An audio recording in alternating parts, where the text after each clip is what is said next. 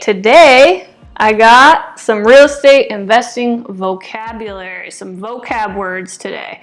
First one up, vacancy rate. So your vacancy rate is a percentage of all the available units in rental property that are currently vacant or unoccupied at a particular time. So in Seattle and surrounding areas, we use between 3 and 5% vacancy rate, and what this does is account for the time that the units are unoccupied, so no one's living there. So if somebody moves out, we got to clean it up, get it ready, market it, show it, and get it released out. So that time in there is called your vacancy rate. Lost income, okay? Proforma income. So proforma, people don't always know what this means, is essentially a cash flow projection for the property, but it also kind of implies like the top it could possibly produce. So if an asset is underperforming, you'll see current rents and current expenses, and then we'll present it with the proforma rents and the proforma expenses. So we're saying, hey, if we go in here and spend $8,000 per unit, bring them up, the proforma rent will be, $1,500 a month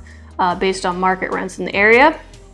And maybe their current rents are at, $1,100. So we're going to increase them $400 a unit by doing this work. And also we can do proforma expenses. We're going to minimize the expenses here and here. We'll put in some efficiencies on the toilets and the electrical and reduce utilities, whatever we're going to do there.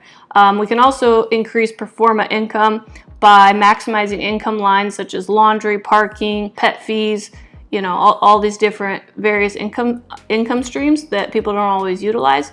We can maximize those and drive the proforma income up. All right, last one for you here today is cap rate. So you hear people talking about cap rates. That's short for capitalization rate. It's a very impressive term. So the capitalization rate is calculated by dividing a property's net operating income, the NOI we talked about before, by the current market value.